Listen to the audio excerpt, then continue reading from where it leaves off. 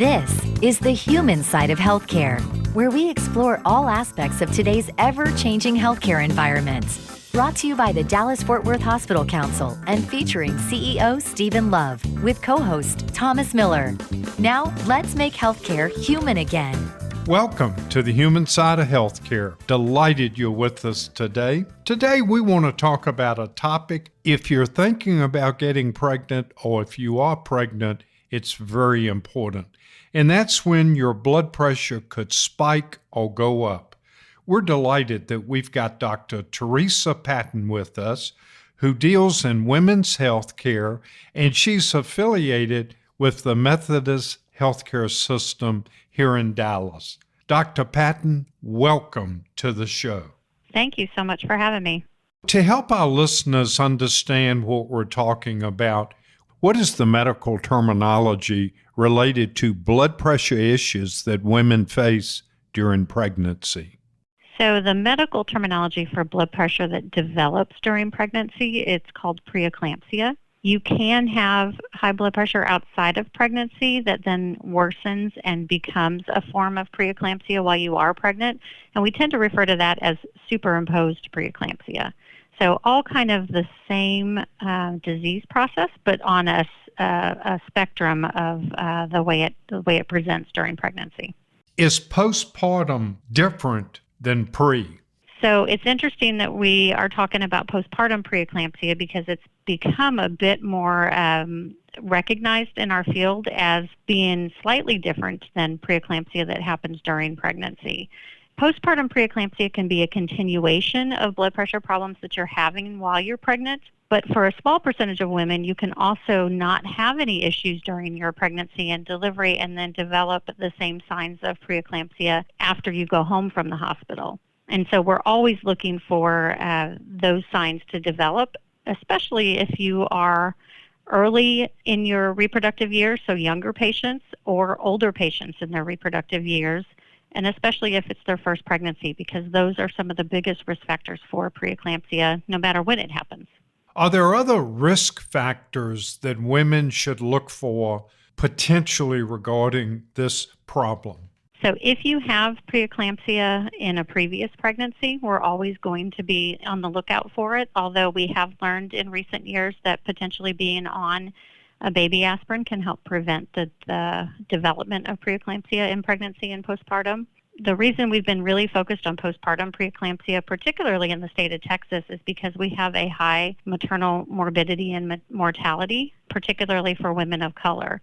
And so we've been much more focused on the postpartum period and how to prevent some of those bad outcomes. And in women, particularly in the state of Texas, one of the highest risks for having negative outcomes and death in that first year after delivery is cardiovascular disease and hypertension disorders, which includes that postpartum preeclampsia. You know, you mentioned the maternal mortality rate in Texas, and you're so correct how it impacts minority women. Does this tend to run more in minorities? So actually everybody's at risk for preeclampsia. I think there are many factors that go into why women of color have an increased risk for morbidity and mortality. In particular, preeclampsia kind of gets all comers.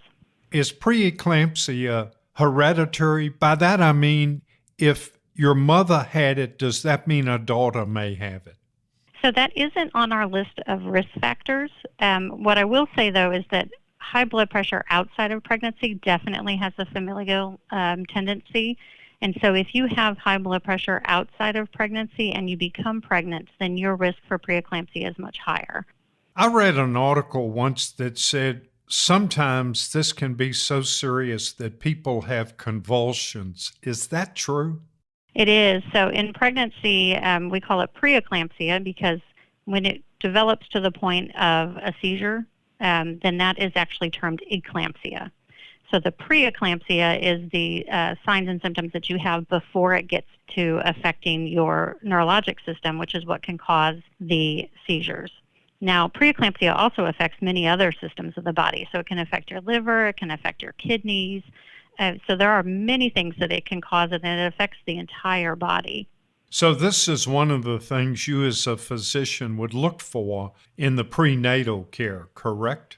Absolutely. So that's why if you're pregnant, and pregnant women know this very well, every time they come into the office, they leave us a urine sample where we're looking for protein in their urine. We check their blood pressure every visit. And if it starts to creep up, then we're going to start seeing them more frequently. We know good prenatal care is important. Are there other things women can do to reduce risk? So, for many years, we've been looking for what causes preeclampsia, and we just don't know the exact answer yet. And so, women are told to have a low-salt diet. Well, that doesn't really impact this. They're told to be healthy and exercise. Well, that doesn't really impact your risk for preeclampsia. So the most important thing you can do when it comes to preeclampsia is to get early and frequent prenatal care.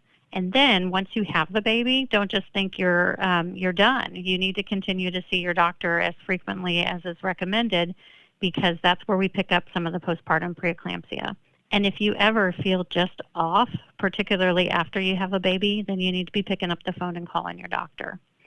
Part of the reason that I think we have a problem in the state of Texas is that we don't have an expansion of Medicaid into that postpartum period for any length of time. And so a lot of women will stop seeing their doctor because they don't have coverage anymore, and that's when patients can get in trouble. You make an excellent point, and all of our hospitals certainly care about postpartum care, the real concern on maternal mortality. And speaking of post-delivery, how long before women are really out of danger for this risk? So preeclampsia tends to, if it hasn't developed in pregnancy, if it's going to happen postpartum, it tends to happen very early in that postpartum time period. However, there are other cardiovascular diseases that can develop after delivery, including postpartum cardiomyopathy, where the heart dilates and doesn't work the way it's supposed to. And those things can happen anytime in that first year. And so continued care after those first few weeks after delivery is really important. Dr. Patton, my two granddaughters both were born under this, so I've had some scary moments. So first of all, one of the things that I was wondering is, if mom has this before delivery, are there any stats about whether that child will be delivered prematurely? So it really depends at what stage in the pregnancy preeclampsia delivers preeclampsia presents. And so if it happens very early in pregnancy, then yes. There are several different categories of preeclampsia. There are certain symptoms that put you kind of in the mild category. And when you're in that situation before 37 weeks, then we tend to try to hold off on delivery. But then after 37 weeks, even if you have mild preeclampsia, we usually move towards delivery. Now, if you have several things that kind of push you over into the severe category, certainly eclampsia affecting those other organs like I talked about, then in those situations we would move towards having a baby even if you're before that 37-week time frame. So yes, moms who develop this early in pregnancy are definitely at risk for preterm delivery. We're talking to Dr. Theresa Patton from Methodist Dallas Medical Center about high blood pressure before and after delivery. And also in our next segment, we're going to be talking with Lizzy Brown from Children's Health about how we can help our teens through these challenging times. All of that ahead on the human side of healthcare. This is the human side of healthcare, where we feature healthcare's hottest topics and what our North Texas area hospitals are doing to make healthcare human again. Welcome back. Let's jump right back in with our conversation with Dr. Theresa Patton from Methodist Dallas Medical Center, OB-GYN, talking about moms that deal with high blood pressure before or after delivery. Dr. Patton, I'm wondering, so if someone has this and then they have a delivery and then they have a second child and they have this again, how long can that chain keep going? Yeah, so once you do have preeclampsia in one pregnancy, you are at risk for having preeclampsia with your subsequent pregnancies. And so, my guess is she's going to be at risk for that every time. And like I said, the only thing that we have found that can help stave that off a little bit and get you a little bit further along into pregnancy is being on baby aspirin during your prenatal care. As far as telling someone when they shouldn't have a pregnancy again, I don't do that very often. So usually it's got to be a significantly life-threatening with a high mortality rate. And so if you develop postpartum cardiomyopathy, where your heart doesn't function the way it should, those are kind of the rare circumstances where I will tell a woman it's time to not have a baby anymore. Often I'm having conversations about risks to having a pregnancy, and then letting them come to that conclusion on their own. I know you went through the list of factors here. Weight, so prominent in our culture now. How do excess pounds not related to the pregnancy affect this? There are a lot of risks with having obesity and becoming pregnant. Gestational diabetes, increased risk for hypertensive disorders, including preeclampsia. But in and of itself, and even having babies who are overweight and potentially having childhood diabetes, all of those things are increased with maternal obesity. But in and of itself, I don't advise patients to not get pregnant because of my worry over preeclampsia with that. It's more about what I need to look for in that situation. Does this give indication that mom might have heart disease propensities down the road, even in her 50s or 60s? So when you have preeclampsia in pregnancy, you are at risk for developing chronic high blood pressure later on in life, which, chronic high blood pressure leads to heart disease and kidney disease. So all of it is kind of a spectrum that happens even very early in a woman's reproductive years. And I know one of the concerns for them as this unfolded was that as medications were given, that those medications, of course, would go straight to the baby. How do you handle that? So I have this conversation a lot with moms. If we're giving you a medication, then the assessment that we've made is that the risk of not giving the medication is more dangerous for baby. All of the medicines that we use to control blood pressure, to help baby's lungs mature, to help prevent seizures when it comes to preeclampsia, all of those have been used in our pregnant populations for a very long time, and their safety has been proven. And then I just wonder, knowing kind of how the human body can heal things naturally and on its own, could the baby kind of grow past that? I mean, if the baby's otherwise healthy, can it kind of, I don't know what it would be, but, kind of rebuild or retool as though things were normal? Medications, like I said, used during this time period where we worry about preeclampsia are well beyond the stage where baby's developing organs and that sort of thing. So there is not been any association with damage for that reason. Now, there are maturity issues that happen. So if a baby is born prematurely, then they would have to, outside of mom, have some of those organ systems mature. But the medications aren't going to affect baby. So then I think from probably mom's perspective, every woman probably knows somebody who has been put on bed rest at some point in the later stages of their pregnancy, right? And that's probably one of the things like, I don't want to have to go sit in bed for 3 or 4 weeks. So first of all, why do you put people in bed for such a long period of time? And then what do you say to people as far as if that's one of their concerns? So bed rest we've used for lots of different things in pregnancy, and really the only thing that has stuck as being sound medical advice is bed rest once you develop high blood pressure. And the whole point of that is that if we can keep you at rest, then we can keep your blood pressure under better control to gain a little bit more time for baby. That's one of the things that we use to try to put off delivery and keep you in that mild range if we can. And it is boring, and it's boring whether you're in the hospital or whether you're at home. So, I tell women all the time to have lots of stuff to keep them distracted, because otherwise you're going to sit there and wonder and worry and be bored for a few weeks. But every day we get inside mom is worth 2 or 3 in the NICU or the ICU. So if we're doing it, it's just to put off delivery just a little bit of time. Well, I would say I know for the type A achievers, they know that they could complete a college course during that time. Perfect. Yes, but we don't want them to be stressed. So. Right, exactly. Make it an easy one, right?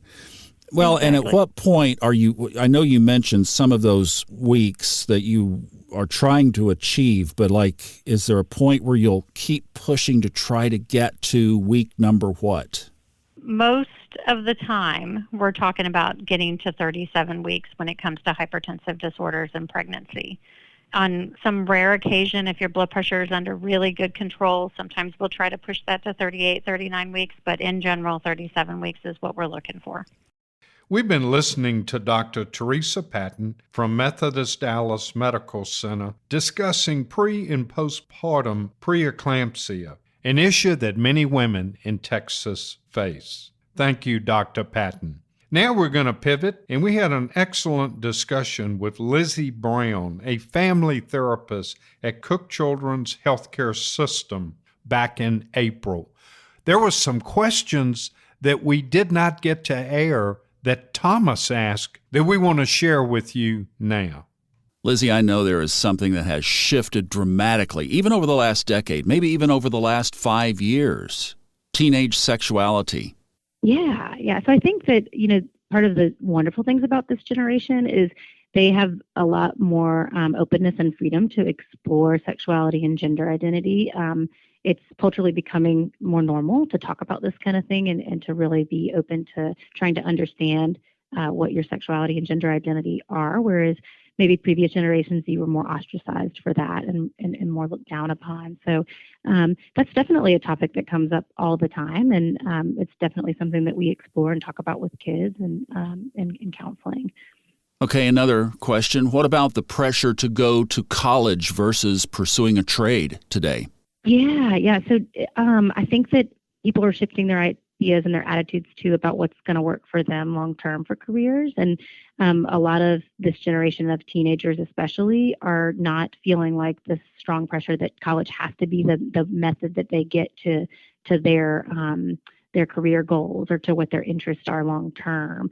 And there is some truth to that maybe if whatever it is, if you pick what you want to do and you do have to go to college to do that, go for that. But there may be many other careers that you choose that you could go to that you can do with an associate's degree or with a trade or with a specialized program that you learn that specific skill. So I definitely think that there's openness to exploring that with this group of kids coming up. We're talking with Lizzy Brown, family therapist at Cook Children's Healthcare System. Lizzy, let's move the spotlight to mom and dad. I mean, 50% of the marriages now statistically are going to end in divorce. Then we have blended and divided families. So, from the parents' perspective, and on a positive note here, what are some things that moms and dads can do to improve the relationship with their kids? Yeah, I definitely think getting good quality time where you're paying attention and tuned into your kid's world is a good thing for all parents to be focused on. This is a busy world we live in. It's really easy to get caught up in our jobs and our careers and just the demands of life. And 30 minutes once a week of good quality time where your kid is the center of your attention and you can let go of your expectations for a second just to delight in your kid for 30 minutes once a week, that can go a really long way with developing that great relationship that you want with your child. Wow. My next question on the list was, are parents too disengaged today? I mean, it seems that 30 minutes to develop any kind of relationship is just nothing. But if you start with that, if you're having a hard time fitting in that relationship, start there, because it can do wonders. If you can fit in more than that, of course, please do that. But if you're struggling with it, set your sights on 30 minutes of undivided attention, quality time, where you can just enjoy your child's company and enjoy your child's presence. That can do so much good. Well, and it's not just the kids who have the phones and the busy lifestyle. Are we parents also too distracted? Oh, I definitely think we're too distracted. So that's what we talk about active listening, intentional. Be so intentional. Put the phone down when it's time to listen to your kid. Turn the TV off. Sit down for dinner and turn all tech off. That stuff does wonders. It definitely adds to that bank of quality time when you're not distracted. We've been talking with Lizzy Brown from Cook Children's Healthcare System. In our next segment, we're going to talk about Alzheimer's disease. All of us have likely dealt with this with family or friends. The Human Side of Healthcare will be right back. Welcome back to the human side of healthcare, where we explore how to take better care of your health so you can live a happier, healthier life. With DFW Hospital Council CEO Stephen Love, along with Thomas Miller. Welcome back.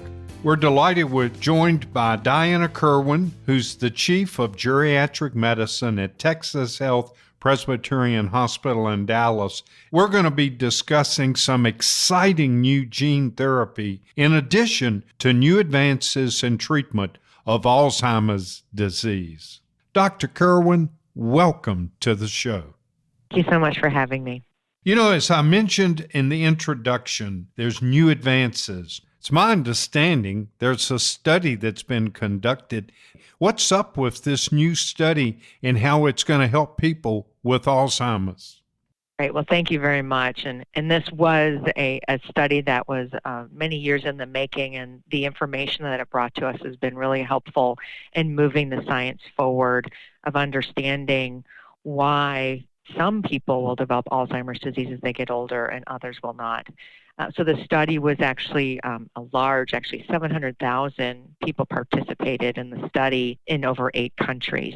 And it was looking at the genes or the genetic background of each of these individuals.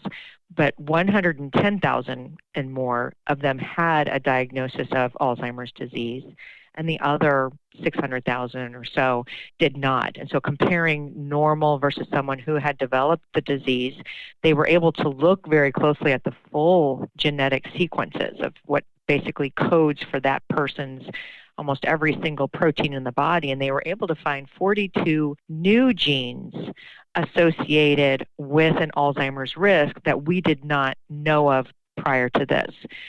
So it's very important because, again, understanding why one person is at risk for Alzheimer's disease and not another helps us to both look at ways to prevent it, understand why that person might develop the disease, but then most importantly is to look for ways to treat or address the disease by looking at what does that gene really affect. And that helps us find a pathway to develop a medication. So if it codes for one certain type of protein, we can look for ways to stop that production of that protein that might increase the risk.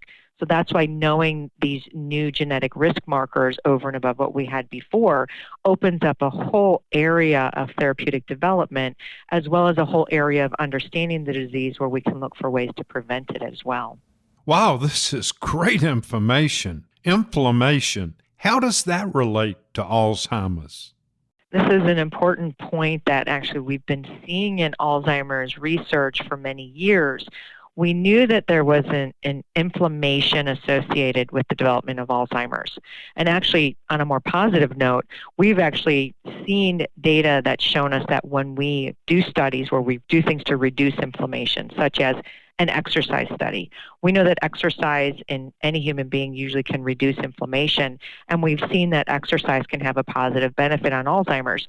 So we always knew that there was an association with inflammation, but we really had never elucidated where that was happening. And so a lot of or several of the genes that were identified were showing either factors that were either increased inflammation or decreased inflammation, but they were acting along that inflammatory pathway, which really helps us to further solidify, things that we can tell our patients more directly, things that we can do to reduce your inflammation, such as exercise, looking at a more healthy diet that doesn't increase your inflammatory markers but may decrease inflammation, such as something called the MIND diet, which is MIND. It was developed at a Rush University, but it gives us even more weight to why that guidance to an individual has scientific bearing now, because now we know that there's genetic risk of inflammation that's directly linked now to Alzheimer's disease. So things like that this study brought forward to us really, again, helps us not only in that prevention piece, but now that inflammation pathway that's been identified will be looked at by researchers around the world, and now they'll be looking at, well, how can we develop a medication that might reduce that inflammation or affect that pathway that could treat Alzheimer's disease. So that's why something like a study like this that's so large and gives us so much information really opens up several positive pathways, not only in either prevention but also treatment of Alzheimer's. Is it possible that discovering these new genes will help you determine if one's immune system is less efficient. It does help us quite a bit, actually. There was a specific immune factor called TNF-alpha that is associated with other autoimmune diseases, such as psoriatic arthritis for one particular type of disease that affects especially the immune system. But it's an autoimmune where the immune system is revved up. And there's already been in other diseases where there's an immune system effect on the disease development, therapies that have been developed to either reduce that immune response so that the body doesn't basically attack itself or act upon itself like it does in psoriatic arthritis, and trying to do something where you can reduce that so that the immune system doesn't become a negative for a body but can still maintain that balance of, our immune system is needed. We use it to fight off viruses, infections, to clean up toxic proteins and cells. So we need the immune system in a balance, but it is when it gets over revved up and might attack itself that it can cause some damage in different diseases. So this immune system gene that's been found will be an area that many researchers will begin to look at for therapeutics or treatments that might be developed for that particular person. Why their Alzheimer's disease may have developed, this might be a good medication to develop for that particular person. So one other thing that this study brought up, because of these genetic makeup or genetic markers now that we've seen, is getting a little bit more into personalized type of medicine. We might need to, in the future, end up doing more genetic testing on patients who develop these diseases to really look at what gene risk markers did they have, because certain medications might work better for them than in other person. So this really gets to the heart of trying to be more individualistic about treating a disease that, although it affects many individuals, it oftentimes is a little bit different in each person as far as why it developed. I'm so glad you said that, and I want to expand on that a little bit. Each person is an individual. How does this study in these 42 new disease risk genes mean to current treatment and future treatment of Alzheimer's patients? Well, first thing I think is, again, when something like this comes out that has so much scientific information to improve our understanding of why the disease develops in one person and not another, it really should be seen as a hopeful step. The more we know, the more we can develop both prevention, identifying people at risk, and then developing therapies that can really help them more specifically. So I think for anyone listening, I would say, whether you're concerned about developing Alzheimer's because it's in your family, or you're just concerned because you're getting older, I think it really opens up the hope to let you know that this disease, because the science is moving so fast, is so different now than it was 10 or 15 years ago. So there doesn't need to be as much fear of it, because there should be much more hope. We know so much more. There's several treatments that are really close to being able to be used for the actual treatment of Alzheimer's over the next few years, many that are in the later stages of development. But I think also for an individual, this tells us that it does have some common factors to it, which is why things that an individual can do are so important. So things like exercise. We know exercise is very brain beneficial and part of a brain healthy lifestyle regimen. We know that there's diets that you can try to, adjust your lifestyle to that are healthier for your brain. And there's that other things that you can work with your physician on, such as controlling your blood pressure, controlling your cholesterol, controlling your sugar levels if you do have diabetes, that can be very helpful for you to maintain a brain healthy lifestyle and medical regimen. And so the importance of that is there are things that an individual can do today that, although this study doesn't directly tell us how much does exercise help, we already have studies that have told us we know it's beneficial. We're now still looking at why exactly it is. It's likely lowering inflammation, lowering blood pressure, but having that mindset of, let me get all the information I can about my own health by talking to my doctor. What's my blood pressure? What's my cholesterol? What should I do about my diet? How much can I exercise safely? Going towards it in that type of, perspective, to say, the more I know about my brain health and the more I can do to improve my brain health, I can likely reduce my risk of developing Alzheimer's. So I think it helps to reduce some of the fear of the disease while the science continues to move very quickly, and there are a lot of therapies in development, again, also the more that physicians are learning about how they can advise their patients on how to reduce their risk by improving their brain health is so important to have those conversations with your doctor. I want to ask you this question. You've talked about a healthy lifestyle. We know smoking is a health hazard. How does it impact Alzheimer's?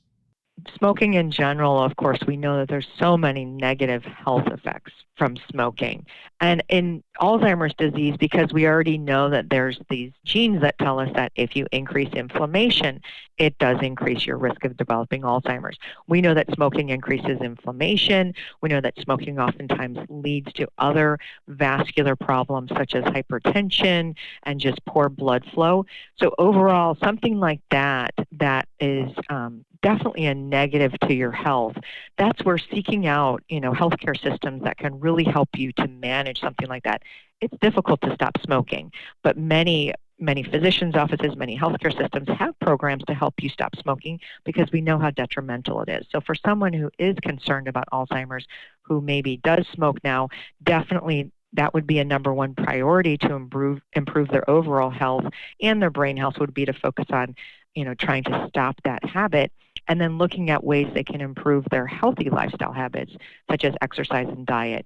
And again, all of that is done within your health system with your physician, with exercise specialists, with people that can help with smoking cessation. So really looking for those resources is important so that you can take control of your own health and improve it. Is there hope at the end of the rainbow for Alzheimer's patients? Families across North Texas have been dealing with this with their loved ones. You can also catch this entire interview on our podcast, The Human Side of Healthcare, also our YouTube channel under the same name. More hope for families dealing with Alzheimer's next on The Human Side of Healthcare. Covering the healthcare topics that matter most to North Texas. This is The Human Side of Healthcare with DFW Hospital Council CEO Stephen Love, along with Thomas Miller. Welcome back. Families across North Texas are dealing with Alzheimer's, and we're talking with Dr. Diana Kerwin, who is a geriatric medicine physician at Texas Health Presbyterian Hospital in Dallas. Steve? As you look to the future in Alzheimer's treatment, is really the future and the revelations we learn about it in genetics? A good majority of the answer will come from genetics, but we have to put that into a bit of a broader perspective, because sometimes when we say it's all genetics, then we think, well, there's nothing we can do, but that's not true. We know that our genes are not stagnant. Our genes actually interact with our environment. So you may carry a gene that increases your risk of developing Alzheimer's, but there's likely things you can still do by, again, looking at how can I improve my brain health? How can I improve my overall general health condition that's going to reduce their risk, whether or not you have that gene? We know this already from a gene that we've known about for many, many years in research and in clinical practice, which is called the Apoe4 gene. That gene, we know that if someone is a carrier of that gene, which is actually linked to cholesterol carrying within the body, that's what that gene does. We know that if you carry that particular gene type, you're at increased risk of developing Alzheimer's. However, not everyone with that Apoe4 gene develops Alzheimer's disease. So we know that there's ways to counteract these risk genes. But I wouldn't say that the genes are going to be the end-all be-all. We know we have to continue to look at what are these gene risk markers, how do they interact with that individual's environment and maybe increase their risk, how can we counteract it by help them to prevent the disease. And then the other piece about the genes is it does really open up a very significant portion of information for us to develop new medicines.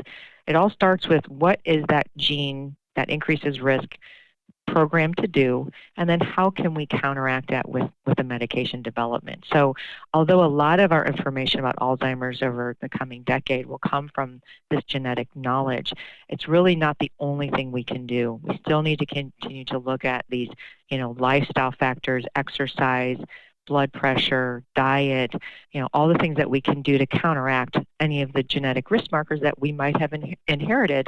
But again, I still think that there's definitely ways that you can counteract it. So continuing to learn as much as you can about your own individual health, and then talking with your healthcare provider to say, well, how can I improve my health? Because I know that no matter what, that's going to likely counteract or help me reduce my risk that I might have inherited. You know, you bring up some excellent points, and to our listeners out there that may think, am I at high risk for Alzheimer's? You know, for example, as you know, in many diseases, prostate cancer, you have a PSA. You know, women can have mammographies done related to breast cancer. Is there any nugget of knowledge you can give our listeners to help them determine if they may be at high risk for Alzheimer's? Unfortunately, the number one risk factor is getting older. It is aging of the brain.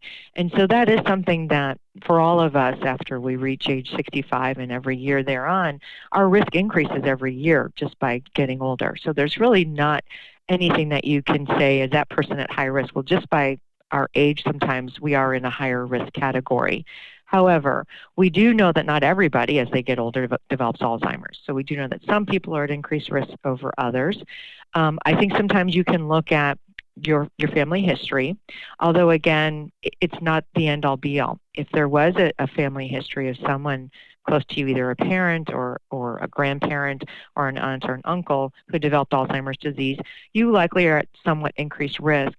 But that's where then you can start to look at, again, your individual habits and your individual lifestyle choices of how can I decrease my risk even if I do have that gene that relative may have had, because there still are ways to reduce the effects of that risk marker.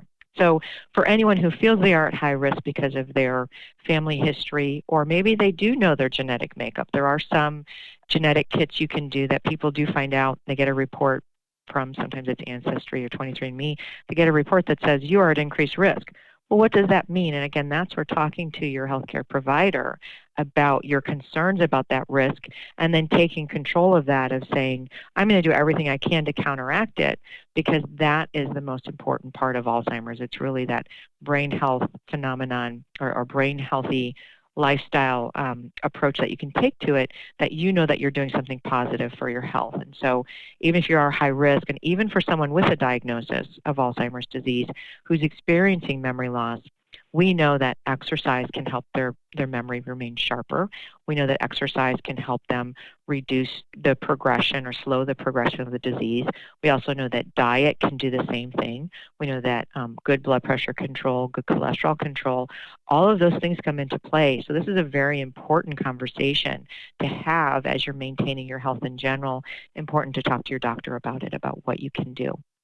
You know, Thomas and I interviewed a urologist recently, and we talked about urinary tract infections and how it can make people disoriented. And it's not like Alzheimer's disease. It can be cleared up quickly with medication if it's a urinary tract infection. Would you agree with that? I agree very much, and it's a really good example to bring up, because this often as we do get older, as a person gets older, something as simple as a cold or like you said, a bladder infection can cause some confusion, and people oftentimes get very fearful to think, oh, is this the onset of my dementia? And as the urologist said, that Alzheimer's doesn't come on like that suddenly. And so one thing that this brings up when I hear that story is the importance of being evaluated medically when you do have concerns about your memory, either memory loss that you're noticing is getting slightly worse over a long period of time, which that's the most common presentation of an Alzheimer's process, is memory loss that comes on over 5 to 10 year period that becomes more noticeable with time, versus something that comes on all of a sudden is usually not Alzheimer's, but it is a sign that you need to be evaluated, because you likely have something else that is somehow affecting your body that's causing this confusion, or you're not as clear as possible. So going to your healthcare provider to say maybe it is a bladder infection, or sometimes it's a medication, or sometimes it's something else that's treatable, and it's important to have that evaluated, just again as part of a good general health regimen. Don't take it to be, well, this is the first sign and I just have to let this happen. It is important, no matter if it's memory loss that's coming on slowly over a long period of time, or something that comes on suddenly, which you definitely need to have evaluated and treated. But both of those scenarios is a place where you should go talk and see your healthcare provider to either talk about what evaluation should be done, and then again, what treatments are available. This is our last question. Is there a rainbow ahead for Alzheimer's patients? I do believe so. I do believe that what will happen is, as I said, not necessarily a cure. This is a chronic disease that occurs over many decades and starts to degenerate or cause the death of neurons. And so to think that we'll be able to give you medication and make your memory like it was when you were, in your 30s, 40s, or 50s, or, a decade before when it was much sharper, that's probably not likely. But what we will find is we can likely maybe stop the progression of the memory loss so that it doesn't go into the more severe stages where the person can maintain a level of independence. They might still go through a period of time where maybe they need to get treated and then they can stop treatment for a while, and then maybe when it starts to come back, they start treatment again, which is similar to what we see not only with HIV but also with different cancers where we kind of treat, it goes into remission, and then we might have to treat again in the future. But we kind of accept that when we're trying to stave off or treat a chronic disease, it is something that we just can't snap our fingers and make it go back to complete normal like it was before the disease started. But there will be a day where we can keep it in check. People can maintain their independence by taking these or by getting these treatments. And again, they might be able to go through periods where they don't need treatment for a while, and then maybe if it starts to come back, they would receive treatment again. So I do think that's likely what we're going to be looking to in the future, or what the future will look like in Alzheimer's, which I think is still something acceptable versus getting a diagnosis and basically just having to live with the decline over time, which is a little bit about what we have to do right now. Dr. Diana Kerwin, geriatric medicine physician at Texas Health Presbyterian Hospital of Dallas. Steve with hope for our Alzheimer's loved ones. Absolutely. We want the hope. We want that rainbow. We want to make sure that life gets better every day. Thank you for listening. Join us next week on the human side of healthcare.